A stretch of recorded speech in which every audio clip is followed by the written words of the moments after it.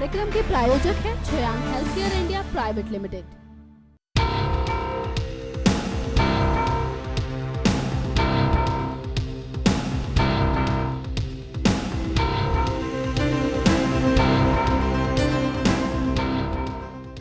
उत्तर प्रदेश में दबंग और बाहुबली नेताओं की कमी नहीं है, मगर इस लिस्ट में एक ऐसा बाहुबली नेता भी है जो अपराध की दुनिया के साथ ही सियासत में भी काफ़ी जाना पहचाना नाम है।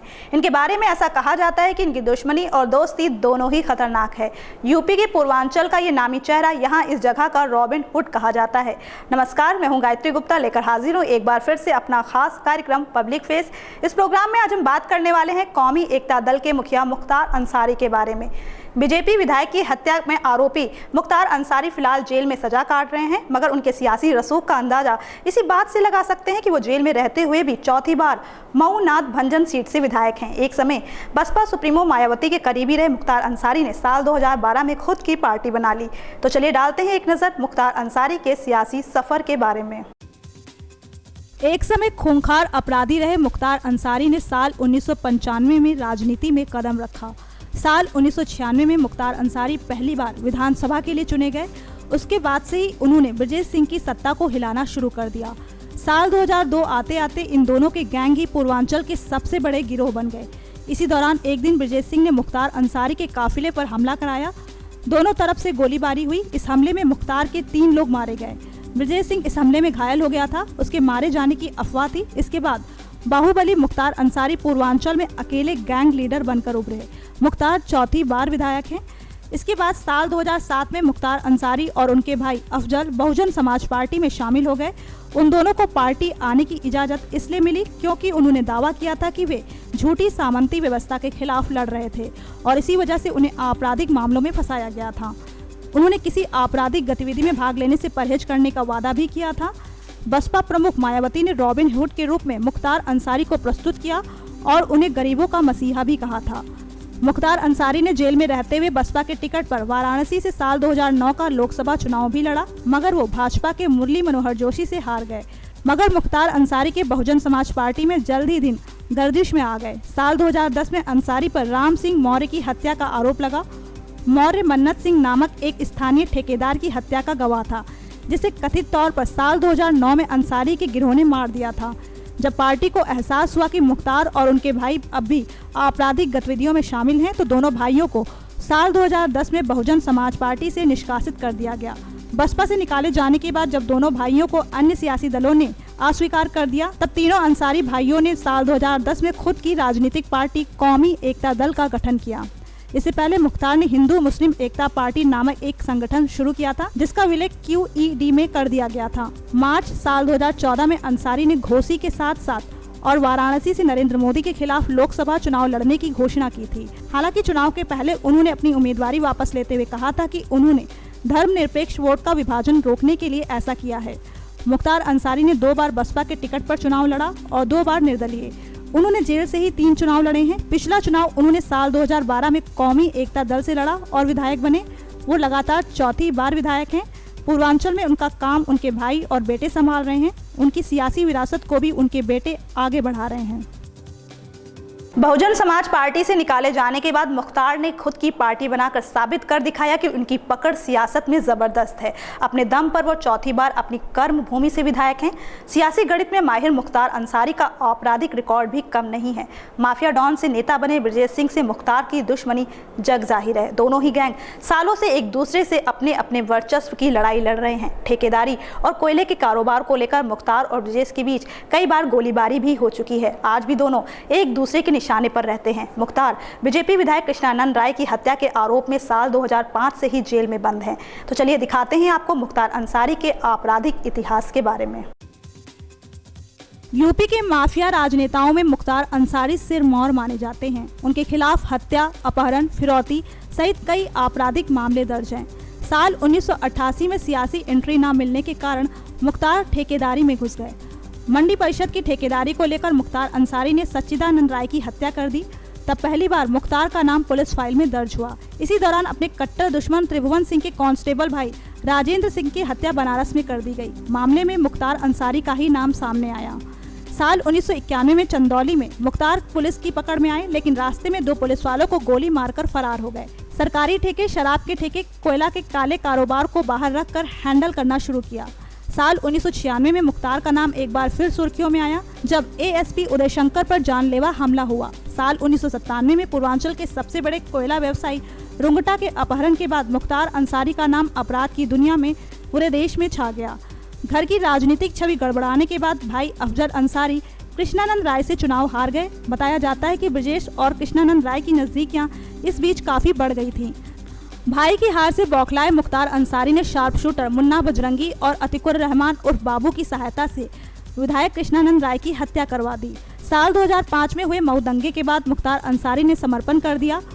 पूरा नेटवर्क जेल से ही संचालित होने लगा। इसके अलावा साल 1970 में सरकार ने पिछड़े हुए पूर्वांचल के विकास के लिए कई योजनाएं शुरू की, जिसका नतीजा ये हुआ कि इस इलाके में जमीन कब्जाने को लेकर 2 गैंग उभरकर सामने आए। साल 1980 में सैदपुर में एक प्लॉट को हासिल करने के लिए साहिब सिंह के नेतृत्व वाले गिरोह का दूसरे गिरोह के साथ जमकर झगड़ा हुआ। ये हिंसक वारदातों की श्रृंखला का एक हिस्सा था। इसके बाद साहिब सिंह गैंग के ब्रजेश सिंह ने अपना अलग गिरोह बना लिया और साल 1990 में गाजीपुर जिले के तमाम सरकारी ठेकों पर कब्जा करना शुरू कर दिया। अपने काम को बनाए रखने के लिए बाहुबली मुख्तार अंसारी का इस गिरोह से सामना हुआ। यहीं से ब्रजेश सिंह के साथ इनकी दुश्मनी की शुरुआत हुई। साल 1990 का दशक मुख्तार अंसारी के लिए बड़ा अहम था। छात्र राजनीति के बाद जमीनी कारोबार और ठेकों की वजह से वो अपराध की दुनिया में कदम रख चुके थे। पूर्वांचल के मऊ, गाजीपुर, वाराणसी और जौनपुर में उनके नाम का सिक्का चलने लगा था, मगर अंसारी के सियासी करियर को कानूनी उथल पुथल ने हिलाकर रख दिया था। अक्टूबर 2005 में मऊ में भड़की हिंसा के बाद उन पर कई आरोप लगे, जिन्हें खारिज कर दिया गया। उसी दौरान उन्होंने गाजीपुर पुलिस के समक्ष आत्मसमर्पण कर दिया। वो तभी से जेल में बंद हैं। पहले उन्हें गाजीपुर से मथुरा जेल भेजा गया था, लेकिन बाद में उन्हें आगरा जेल में भेज दिया गया। वो तब से आगरा जेल में ही बंद हैं, लेकिन पूर्वांचल में उनका प्रभाव कम नहीं हुआ है। जेल में बंद होने के बाद भी मुख्तार अंसारी की सियासी छवि को कोई नुकसान नहीं पहुंचा। उनके नाम भले ही आपराधिक रिकॉर्ड दर्ज है, मगर उन्हें जनता अपना मसीहा मानती है। कहा जाता है कि वो अपनी विधायक निधि से 20 गुना अधिक पैसा अपने निर्वाचन क्षेत्र में खर्च करते हैं। उन्होंने मऊ और अन्य क्षेत्रों में विकास के कई बड़े काम करवाए हैं। यूपी के माफिया नेताओं में पहले पायदान पर शुमार किए जाने वाले मुख्तार अंसारी के खिलाफ मौत की साजिश भी रची गई थी, जिसका खुलासा साल 2014 में हुआ था। इस साजिश का सीधा शक मुख्तार के पुराने दुश्मन ने ब्रजेश सिंह पर गया। ब्रजेश सिंह ने अंसारी को मारने के लिए लंबू शर्मा को 6 करोड़ रुपए की सुपारी दी थी। वैसे मुख्तार की निजी जिंदगी की बात करें तो उनके दादा भी भारतीय कांग्रेस कमेटी के अध्यक्ष रहे थे।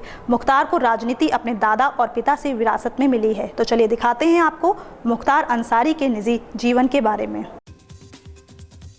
मुख्तार अंसारी का जन्म यूपी के गाजीपुर जिले में हुआ था। उनके दादा मुख्तार अहमद अंसारी अखिल भारतीय कांग्रेस कमेटी के अध्यक्ष रहे, जबकि उनके पिता एक कम्युनिस्ट नेता थे।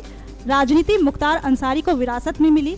किशोरावस्था से ही मुख्तार निडर और दबंग थे। उन्होंने छात्र राजनीति में कदम रखा और सियासी राह पर चल पड़े। कॉलेज में उन्होंने एक प्रतियोगिता में स्वर्ण पदक जीतने के अलावा कुछ खास नहीं किया, लेकिन राजनीति विज्ञान के एक सेवानिवृत्त प्रोफेसर बीबी सिंह के मुताबिक वो एक आज्ञाकारी स्टूडेंट थे।